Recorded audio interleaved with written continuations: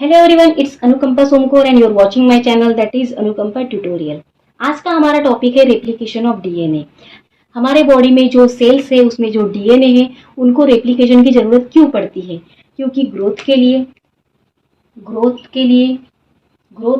Growth होती रहती है।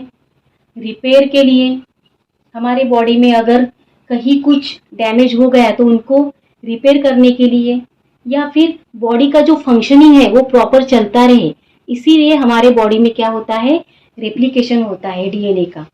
तो थोड़ा हम डिस्कवरी के बारे में जान लेते हैं। तो सबसे पहले हमने देखा था फ्रेडरिच मिशर नाम के जो साइंटिस्ट थे, फ्रेडरिच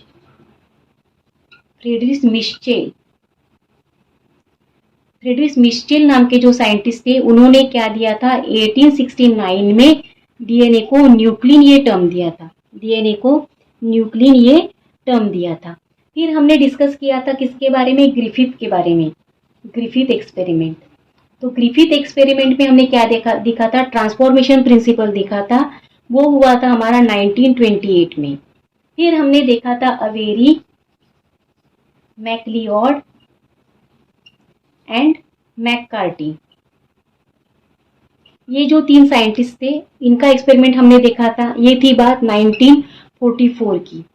फिर हमने देखा था हमारे Hershey and Chase. Finally DNA genetic material है, ये किन्होंने बताया था, हर्शी और चेस ने बताया था। ये बात थी 1952 की। फिर आए वैटसन एंड क्रिक। इन्होंने 1953 में क्या दिया था, double helical structure of DNA का। उन्होंने साथ में semi conservative model of DNA इसके बारे में भी बताया था, लेकिन उन्होंने एक्सपेरिमेंटली उनको प्रूफ नहीं किया था। डीएनए जो है वो सेमी कंजर्वेटिव मॉडल से क्या होता है, रेप्लिकेट होता है, ये बताया था फाइनली मेजल्सन एंड स्टार्ट ने। तो मेजल्सन एंड स्टार्ट ने ये बताया था कि जो डीएनए होता है वो सेमी कंजर्वेटिव मॉडल से क्या होता है, रेप्लिकेट होता है। कब बताया था, मेजल्सन एंड स्टार्ट। इन्होंने बताया था 1958 में। 1958 में उन्होंने बताया था कि डीएनए जो है रेप्लिकेट होता है सेमी कंजर्वेटिव मॉडल से। ये एक्सपेरिमेंट के बारे में जानेंगे, लेकिन सबसे पहले हम थोड़ा देखेंगे कि ई कोलाई के बारे में।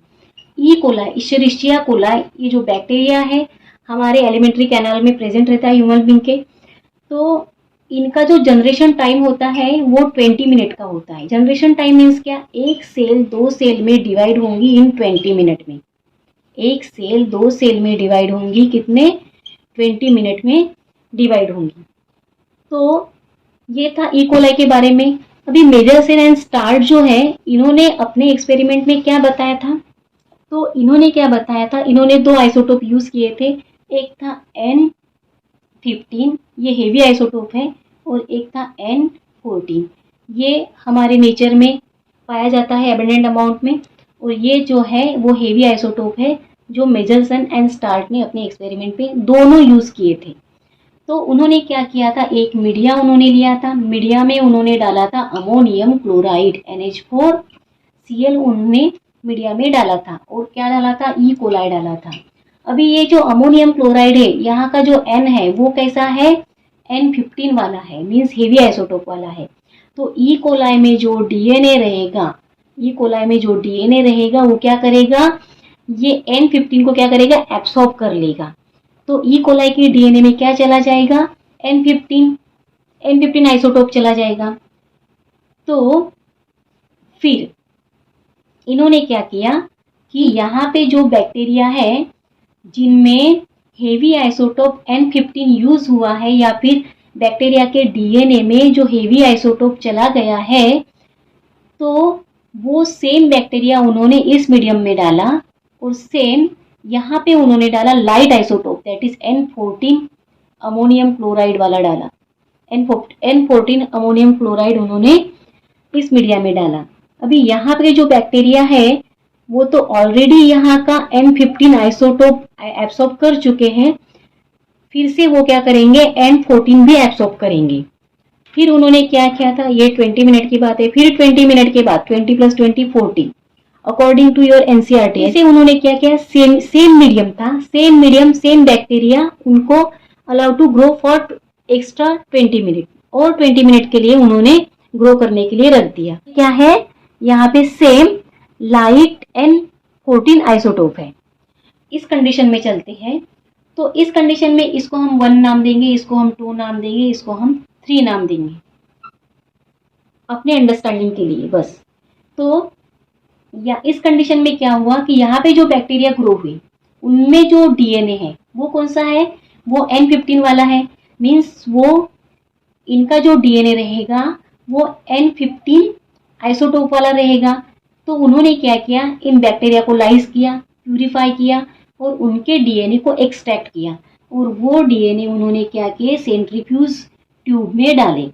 सेंट्रीफ्यूज ट्यूब में डालने के बाद यहाँ पे उन्होंने क्या डाला, सीजियम क्लोराइड डाला। सीजियम क्लोराइड क्या करता है, ये क्या है, डेंसिटी ग्रेडियंट है। सीजियम क्लोराइड क्या है, ये एक डेंसिटी ग्रेडियंट है। मीन्स ये क्या करता है, एक फोर्स एक्ट करता है, यहाँ पे जो भी मटेरियल रहेगा उसके ऊपर एक फोर्स एक्ट करेगा, और क्या करेगा, जो हेवी मटेरियल है वो नीचे बैठेगा और जो लाइट मटेरियल है वो ऊपर जाएगा। तो यहाँ पे क्या हुआ, सेंट्रीफ्यूज मशीन में उन्होंने हेवी आइसोटोप वाला डीएनए डाला और सीजियम क्लोराइड डाला, उसके बाद में उनको सेंट्रीफ्यूज किया, मशीन में घुमाया, सेंट्रीफ्यूज मशीन में घुमाया। फिर उसके बाद में उनको क्या दिखा कि यहाँ पे जो है कुछ सेटल डाउन हुआ है, कुछ सेटल डाउन हुआ है, कुछ बैंड है जो नीचे की तरफ है, उनको ये दिखा। इस कंडीशन में उनको क्या दिखा कि इस कंडीशन में सेम उन्होंने क्या किया, बैक्टीरिया को लाइज किया, और बैक्टीरिया को लाइज करने के बाद उनका जो डीएनए मटेरियल वो निकाला और सेंट्रीफ्यूज ट्यूब में डाला, सीजियम क्लोराइड डाला, सीजियम क्लोराइड डाला, फिर से उनको सेंट्रीफ्यूज मशीन में क्या किया, घुमाया। फिर उसके बाद में क्या हुआ कि उनको क्या मिला, यहाँ पे बीच में उनको क्या मिले, बैंड मिले। ठीक है, फिर इस कंडीशन में क्या हुआ कि सेम बैक्टीरिया है ये वाले, तो इस कंडीशन में उन्होंने फिर से बैक्टीरिया को लाइज किया, डीएनए निकाला, डीएनए निकालने के बाद उन्होंने सेंट्रीफ्यूज ट्यूब में डाला, सेंट्रीफ्यूज ट्यूब में डालने के बाद सीजियम क्लोराइड डाला फिर से, और उनको फिर से सेंट्रीफ्यूज मशीन में क्या किया, घुमाया। फिर घुमाने के बाद उनको यहाँ पे 2 टाइप के बैंड मिले, यहाँ पे उनको 2 टाइप के बैंड मिले। तो मिचेल्सन एंड स्टाल्क को अपने एक्सपेरिमेंट में ऐसी कंडीशन मिली। ये कंडीशन का मीनिंग क्या है कि यहाँ पे क्या है, हेवी आइसोटोप है, इसीलिए वो तो नीचे सेटल डाउन होगा ना, हेवी आइसोटोप है इसीलिए वो नीचे सेटल डाउन हुआ।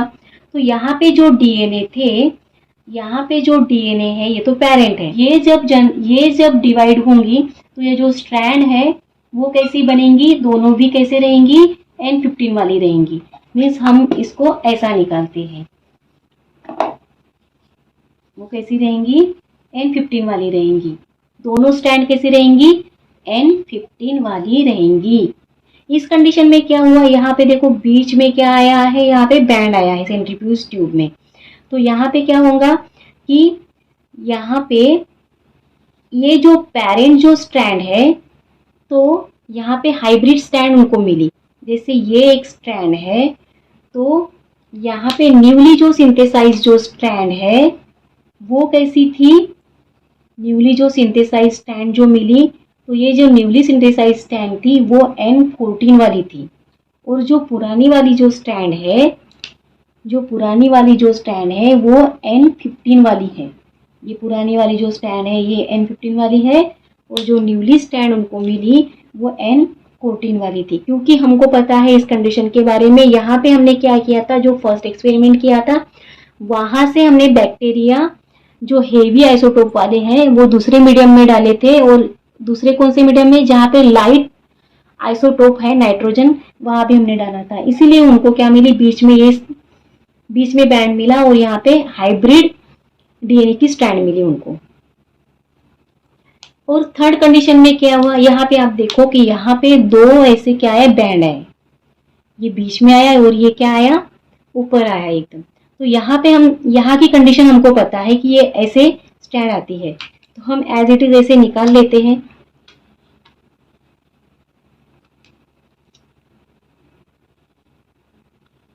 ये वाली स्टैंड का है, और यहाँ पे ये जो स्टैंड है, तो ऑब्वियसली अगर ये ऊपर आया है, ये ऊपर की तरफ ये बैंड दिख रहा है हमको, तो ऑब्वियसली ये जो है लाइट वाला स्टैंड है, लाइट वाले डीएनए है। तो लाइट वाले डीएनए कैसे बनेंगे? जो लाइट वाला आइसोटोप है नाइट्रोजन का, वो जो है वो वेट में कैसा है? लाइट है, इसीलिए वो ऊपर उसका बैंड आया है। तो इसके बारे में अगर हम लिखते हैं तो हम कैसा ड्रॉ करते हैं? तो कैसा ड्रॉ करेंगे? ऐसा ड्रॉ करेंगे, क्योंकि यहाँ पे जो दोनों स्ट्रैंड रहेंगी वो N14 की रहेंगी। जो दोनों स्ट्रैंड रहेंगी वो कैसी रहेंगी? N14 की। और यहाँ पे आप देखते हो तो एक स्ट्रैंड कैसी रहेंगी? N14, और दूसरी जो स्ट्रैंड है वो कैसी रहेंगी? N15 की। दूसरी जो स्ट्रैंड रहेंगी वो कैसी रहेंगी? N15 की। तो ये था मेजल्सन एंड स्टार्ट का एक्सपेरिमेंट।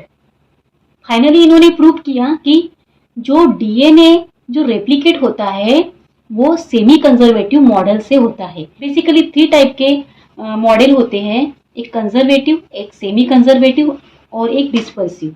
तो हम तीनों के बारे में थोड़ा थोड़ा जान लेते हैं। तो क्या होता है कि एक है कंजर्वेटिव मॉडल। तो कंजर्वेटिव मॉडल में क्या होता है कि ये जो पेरेंट की ये जो स्ट्रैंड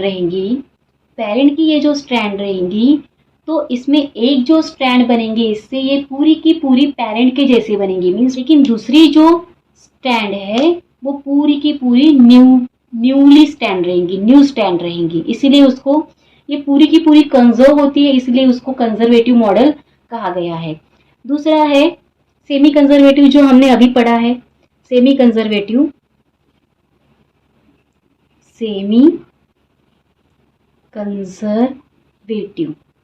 तो सेमी कंजर्वेटिव मॉडल में क्या देखा हमने कि एक जो स्ट्रैंड है वो तो पेरेंट की रहती है और दूसरी जो है वो न्यूली सिंथेसाइज होती है। जैसे ये हम देखेंगे डीएनए, तो यहाँ पे एक स्ट्रैंड रहेंगी ये पेरेंट की रहेंगी और दूसरी जो सिंथेसाइज होंगी वो क्या रहेंगी? न्यूली सिंथेसाइज स्ट्रैंड रहेंगी, हाइब्रिड। तो ये सेमी कंजर्वेटिव मॉडल था जो हमने अभी अभी देखा है। तीसरा था डिस्पर्सिव मॉडल।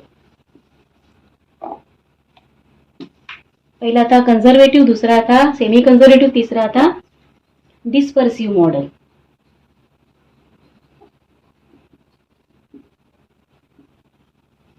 डिस्पर्सिव मॉडल में क्या हुआ था, क्या बताया गया था कि ये जो एक पेरेंट वाली स्ट्रैंड है, तो ये जब रेप्लिकेट होंगी तो ये डिस्पर्सिव मीन्स क्या?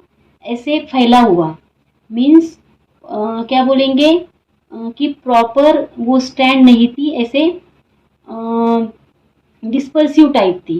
तो बीच बीच में ये जो गैप है, ये जो हमको दिख रहा है ये पेरेंट स्ट्रैंड है और बीच बीच में जो गैप फील हो रही है ये न्यूली सिंथेसाइज स्ट्रैंड है, मीन्स इसी को कहा गया है डिस्पर्सिव मॉडल। ये 3 मॉडल थे, conservative, semi conservative and dispersive. तो मेजल्सन एंड स्टार्ट ने जो एक्सपेरिमेंट में बताया दैट इज कि डीएनए जो रेप्लिकेट होता है वो होता है सेमी कंजर्वेटिव मॉडल। तो ये था हमारा topic that is replication of DNA. अगर आपको मेरा पढ़ाना अच्छा लगता है तो लाइक कीजिए, सब्सक्राइब कीजिए और शेयर कीजिए। Thank you.